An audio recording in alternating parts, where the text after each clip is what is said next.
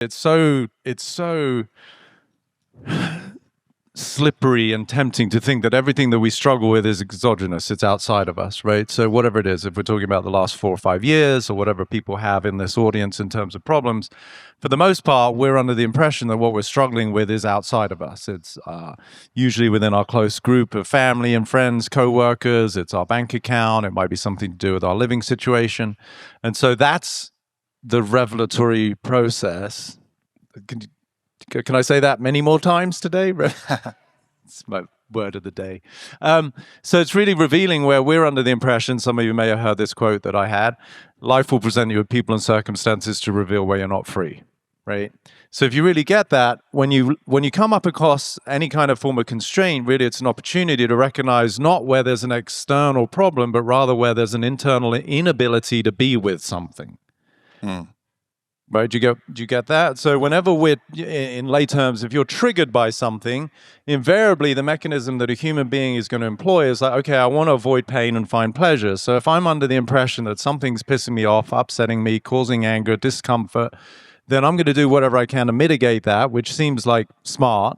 But actually, I want you to consider it's life giving you the opportunity to recognize where you haven't awoken to your own sense of divinity, which allows you to be with anything. How's that?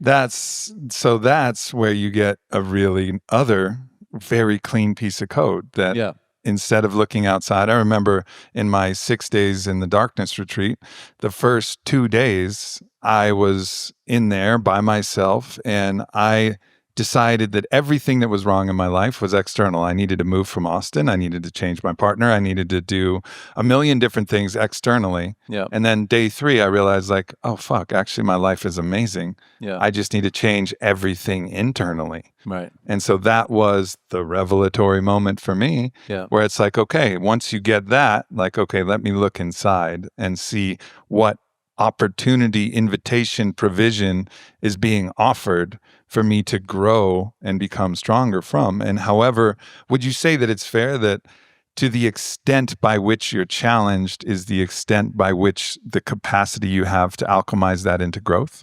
For sure. Like in the laws of duality and cause and effect, think about it as a very crass example for those of you who are coming here this morning, and perhaps because you were just so deep in your meditation and your breathwork practice and Palo Santo, whatever you're doing in your room, because of course we all do that in the morning, you forgot to go and take a piss, right?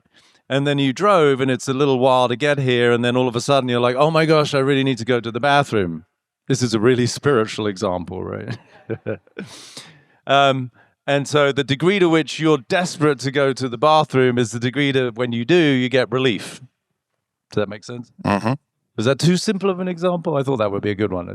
So the degree to which we have constraint is the degree to which the depth of that trauma, that hurt, is the degree of freedom that's on the other side of it. And so in this quest, I think a lot of times people try to find this like easy, no highs, no lows kind of life. And we don't have a lot of big external challenges. And if you look through history, in the big external challenge moments, people find actually deep comfort in that because there is actually something external that they can actually focus on externally, which quiets the internal challenge. But in the absence of that, we bring up a bunch of internal challenges. And if we do that wisely, it can be productive. If we don't do it wisely, we'll just be constantly scattering back and forth from one thing to the other thing. But it seems like the necessity is a depth practice to really go and challenge yourself to feel what is really scary. For sure. And I mean, at the beginning of some of you may have heard of, actually, has anyone here done my mastermind? I'm curious if we have any masterminders here. Okay, all right.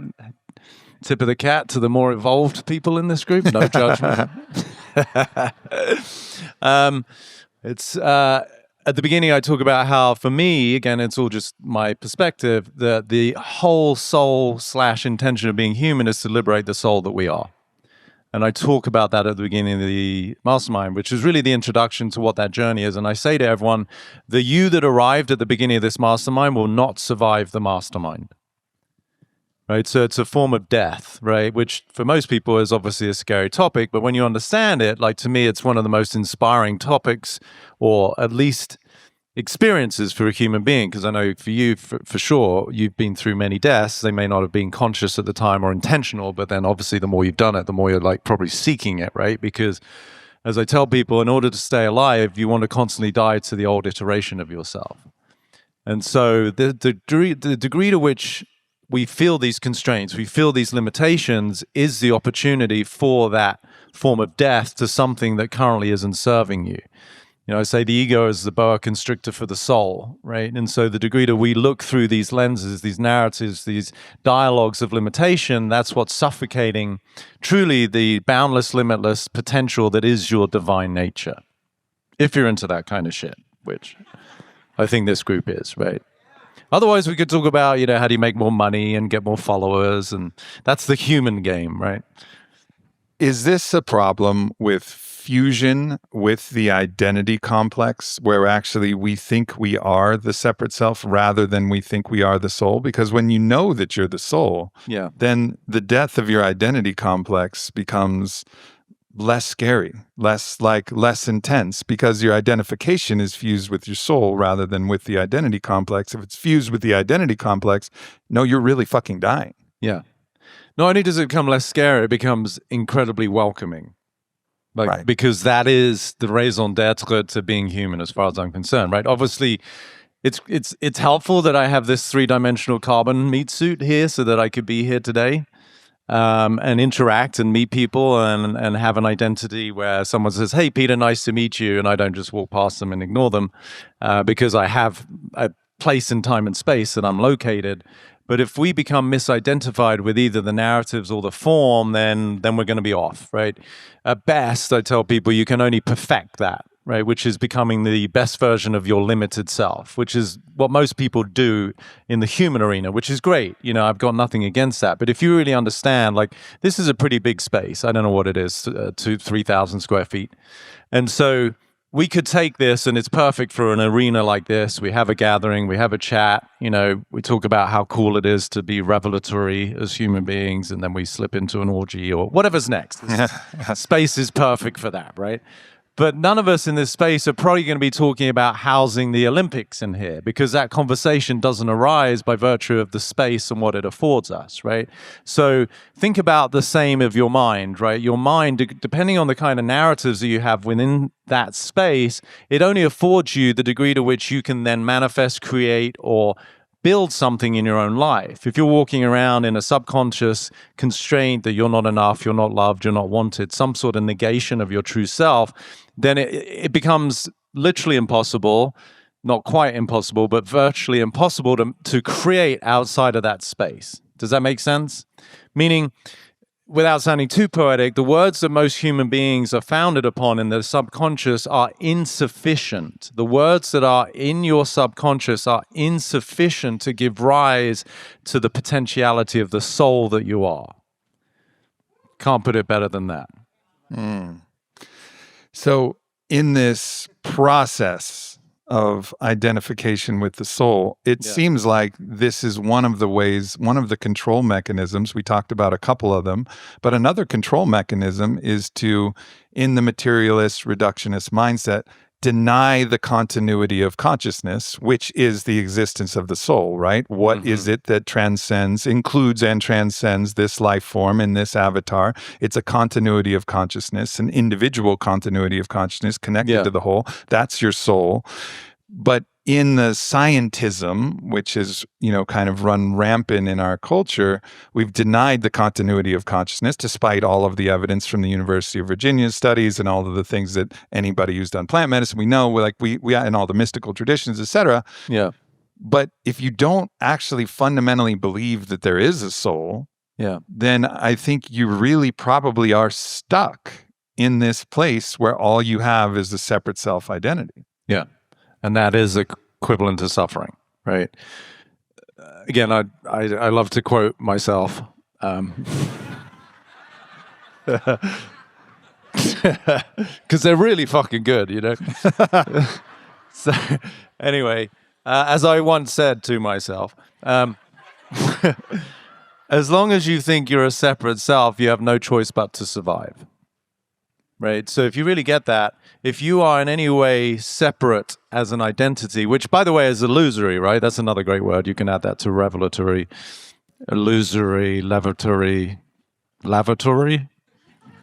They're all very necessary. But anyway, as long as you think that you're separate, to Orb's point, then think about it. Like, I often use an analogy because I think that helps people to understand. If you have a herd of animals that are migrating during whatever season, and for the sake of making a point, one of the babies or the calves sees some food and gets distracted and forages, which is the world of temptation out there, and so becomes quote unquote separate from the herd, where there is the experience of safety, belonging, and all the things that we touched on earlier.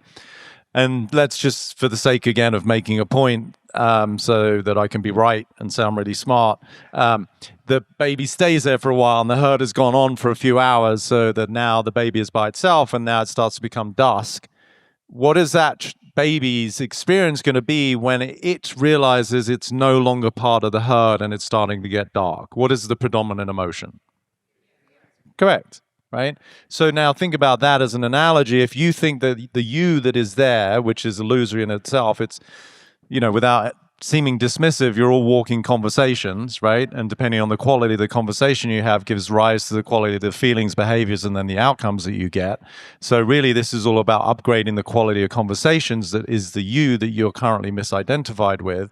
So that calf that thinks it's separate is now automatically in a state of fear because it doesn't have a sense of belonging anymore, and so its imperative is just to survive. And that is the default factory settings of the human psyche, is that we come into this sort of invisible matrix not knowing necessarily, which is perfect because that's the way the game's designed, because as I said at the beginning, the true intention of being human is to transcend the constraints with which we arrive to then discover our true divine nature and liberate the soul that we are.